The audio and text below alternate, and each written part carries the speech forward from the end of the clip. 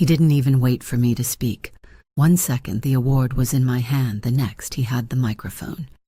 "She doesn't deserve this. She stole the credit." The words cracked through the ballroom like breaking glass. Hundreds of eyes turned to me, some wide, some hungry. My sister. She just smiled. I didn't argue. I didn't beg. I walked off that stage because if they thought I'd lost tonight, they had no idea what I'd give him on his wedding anniversary. The ballroom was drowning in gold light. It poured from the chandeliers splashed across polished marble and shimmered against champagne flutes lifted in idle conversations. Every sound felt magnified, the soft hum of the string quartet in the corner, the murmur of expensive cologne and ambition in the air. I stood near the side of the stage, my fingers curled around the cool metal of the award. It was heavier than I expected, and for a moment I let myself feel its weight. 5 years of 70-hour weeks. 5 years of skipping birthdays, trading vacations for deadlines, carrying projects no one else wanted to touch. And finally, it was mine. The MC's voice rolled through the speakers, his smile directed at me as if we were sharing a private moment in a room of 300. I started forward, each step in my heels crisp against the marble floor. I'd imagined this walk more times than I could count. I thought I'd be smiling, maybe even shaking a little from nerves. Instead, my heartbeat was steady. I felt calm until the shadow moved beside me. It was so quick I barely registered it before his hand was on the microphone. My brother-in-law, perfect hair, perfect tie, perfect smile, sharpened into something ugly, stepped forward like the stage belonged to him. "She doesn't deserve this award. She cheated. Ask her team." The words didn't just land, they detonated. The string quartet faltered, a violin bow scraping against strings. The murmurs swelled into an ugly buzz. Someone at the back laughed under their breath.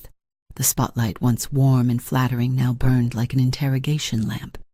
I could see the front row faces shifting from polite interest to suspicion, like they'd been waiting for someone to give them permission to doubt me. I scanned the crowd and found her, my sister. Arms folded, chin lifted just enough to look detached. But her eyes, they weren't surprised. They were satisfied. I didn't move to take the microphone back. I didn't tell them the truth, that I'd led that project from day one, that my so-called team was handpicked and trained by me, that every sleepless night belonged to me alone. Because defending myself now would mean I was already on the defensive. And I don't play games I can't control. The MC stammered, trying to smooth it over, but the damage was done. The award in my hand felt like lead, suddenly more curse than victory. Every whisper in the room dug into me, each one a thread I could either pull until I unraveled, or weave into something much sharper. I walked, past the podium, past him. The crowd parted in awkward silence, some pretending not to watch, others staring like they were front row to my humiliation. As I passed, he leaned in. "Now you know who really wins." I didn't look at him, just smiled, small, deliberate. Enough for him to think he'd struck the final blow. Because what he didn't know was that every step I took away from that stage wasn't retreat. It was the first step towards something he would never see coming. The applause didn't follow me. It stayed trapped in that ballroom, dying behind me as the heavy doors swung shut. Outside, the hallway felt colder, the muffled music leaking through the walls, like a distant party I was never meant to attend. I set the award down on a side table. It gleamed under the hallway light, mocking me now, its engraved letters cutting sharper than any insult. For a moment I just stared at it, not at the name, at the space around it. Empty, like the applause, like the loyalty I'd once believed I had. I could have gone home. Instead, I walked to the far end of the corridor where the service exit opened to the city's night air. The wind cut through my dress, carrying the faint smell of rain and gasoline from the street below. I leaned against the cold brick, closed my eyes, and it pulled me backward. Flashback. 2 years earlier. Family dinners were always staged like performances. Same dining room, same polished oak table, same roles. My sister, the golden child, arrived late enough to be noticed, but early enough not to be rude. She'd glide in wearing something effortless and expensive, her husband at her side, perfect posture, perfect teeth, that politician's handshake even when greeting family. My parents would light up like someone had turned on the power. Compliments spilling faster than the wine. Her new promotion, his latest investment win, the power couple. Me, I was the supporting act. Asked about my work only so it could be compared to hers. Any achievement of mine somehow lucky, or thanks to the right timing. That night, I remember clearly he'd been telling my father about a client fund he was managing. His voice was smooth, but not too smooth. The kind of tone that makes people trust you without realizing they're being sold something. I watched him pour another glass of wine for himself. Watched the way he avoided specifics when my mother asked about the company's annual reports. Watched how my sister stepped in, changing the subject just enough to move the spotlight back to her.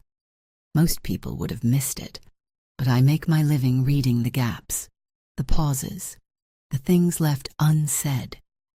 Back to the present. The city traffic hummed below me. I pulled my phone from my clutch and opened a blank note. Just one line: gala incident. Check personal accounts. Not his, mine.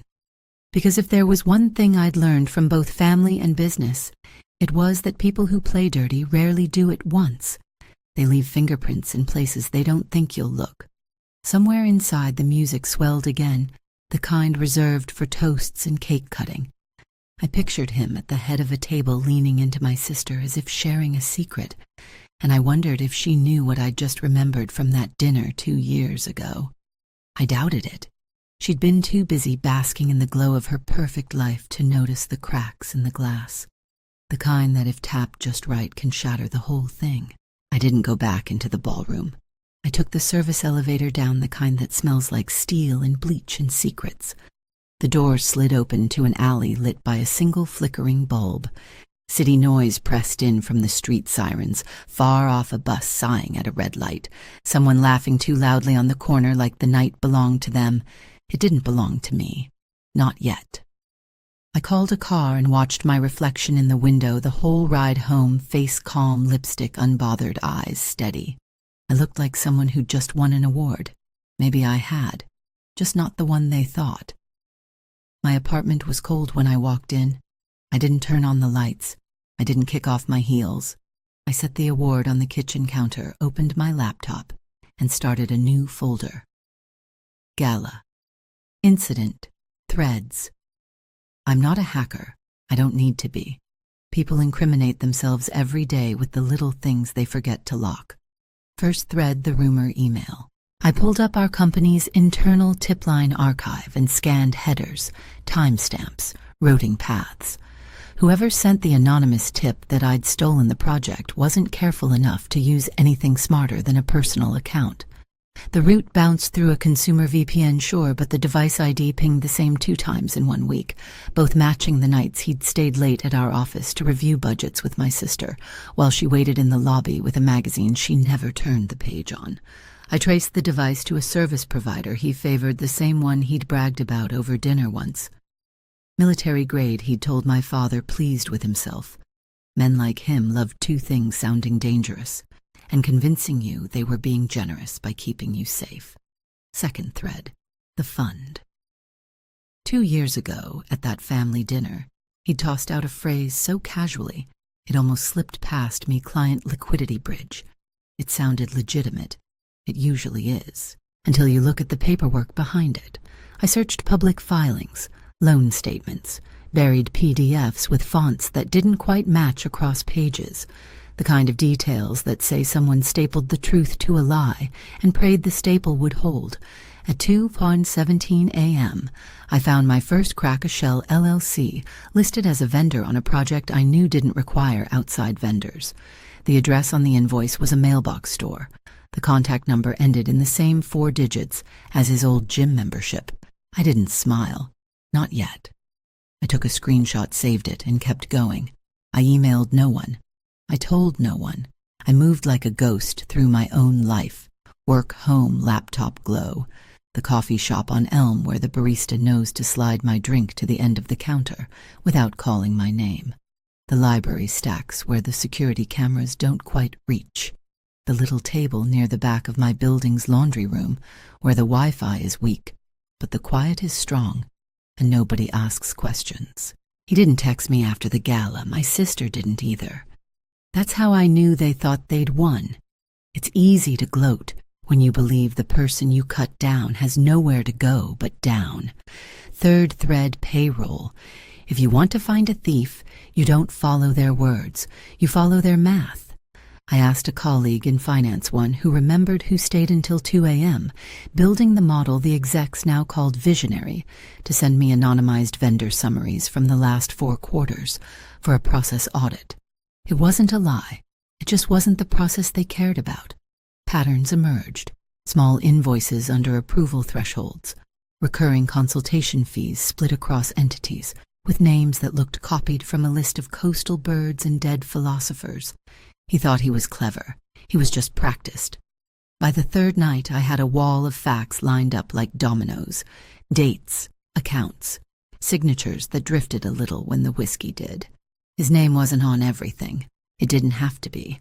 At 3:41 a.m., I stood barefoot in the kitchen, the tile cold under my feet, the city a soft electric hum outside, and I realized something simple and ugly he'd never needed to ruin me to win.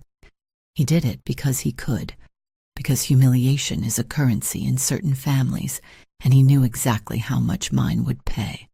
I closed my laptop and finally turned on the lights. The award on the counter caught it and threw a thin stripe of gold across the room. I didn't move it. Let it sit there. Let it watch.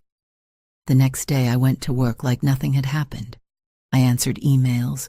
I gave notes on a slide deck. I sat in a meeting where someone used my idea and credited the room. I said nothing. People hate silence.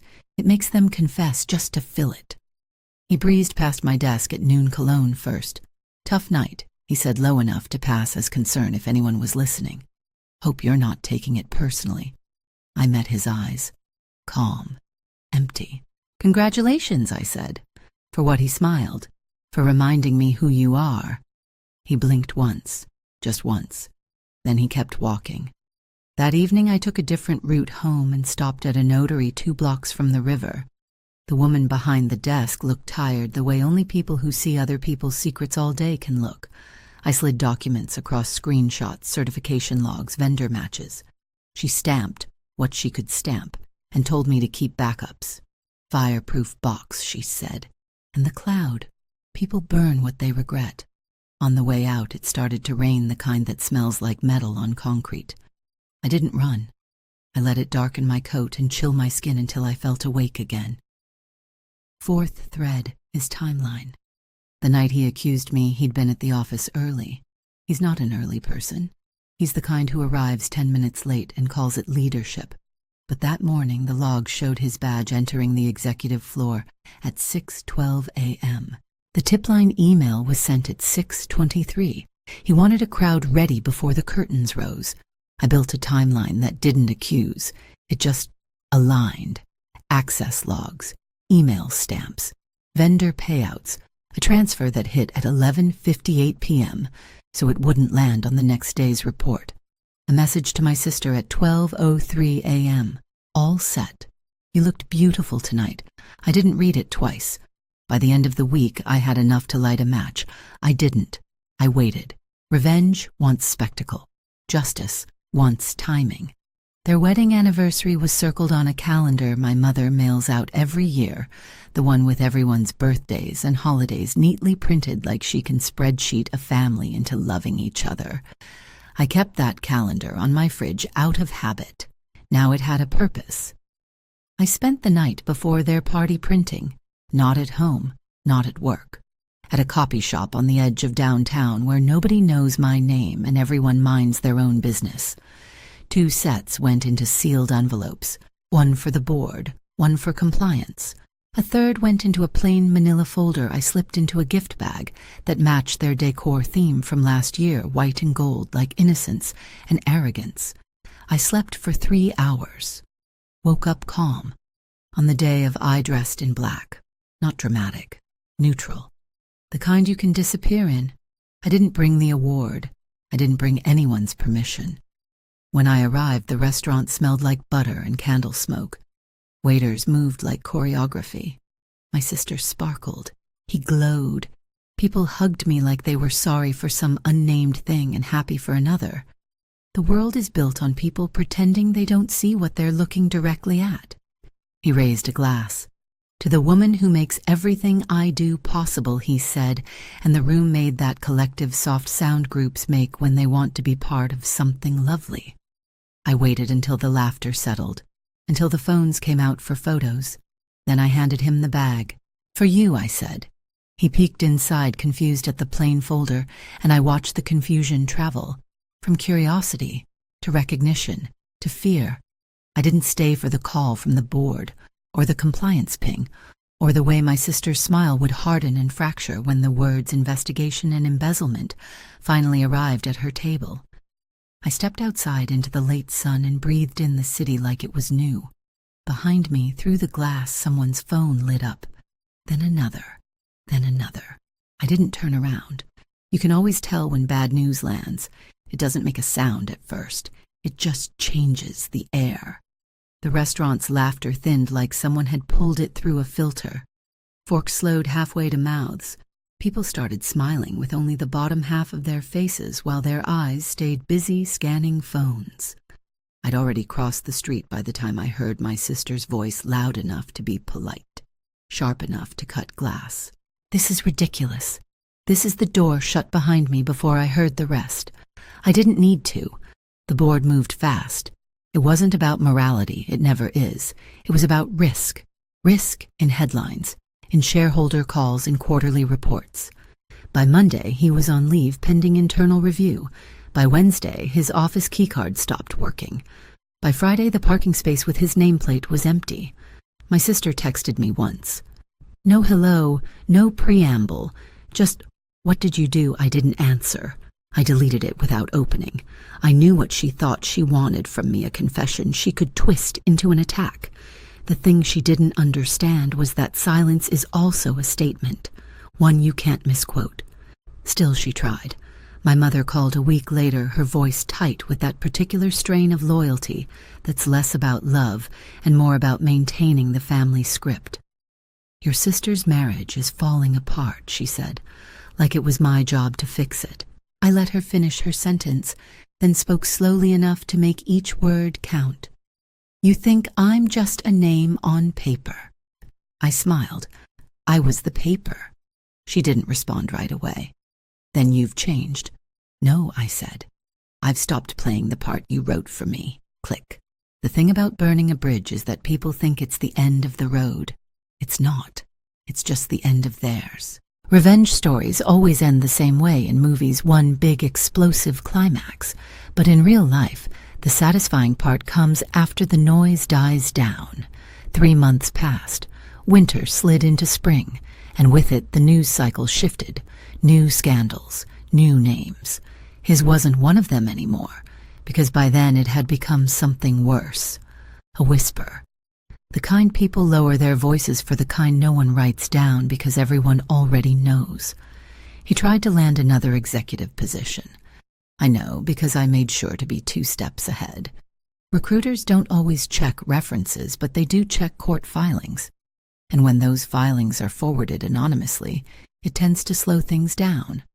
My sister stopped posting pictures of them together. The curated smiles and matching champagne glasses disappeared. Her captions got vaguer quotes about finding yourself and new beginnings. When I heard she'd moved back in with my parents, I didn't feel triumph, just confirmation. As for me, I stayed in the city. My work-doubled promotion came not with ceremony this time, but with quiet acknowledgement in a closed-door meeting, the kind of recognition that actually lasts. Sometimes I'd pass the restaurant where that night started. They changed the menu, painted the walls a lighter color, tried to make it fresh, but the bones were the same. I'd walk past feeling the weightless kind of calm you only get when you've outgrown a place completely. People ask if I ever spoke to him again. The truth is, I didn't need to. Silence wasn't just my revenge, it was my freedom. And once you've had both, you never go back. Time does something strange after you cut people out. At first it moves fast days, flipping like pages you can't put down. Then it slows, stretching into a kind of stillness you didn't know you needed.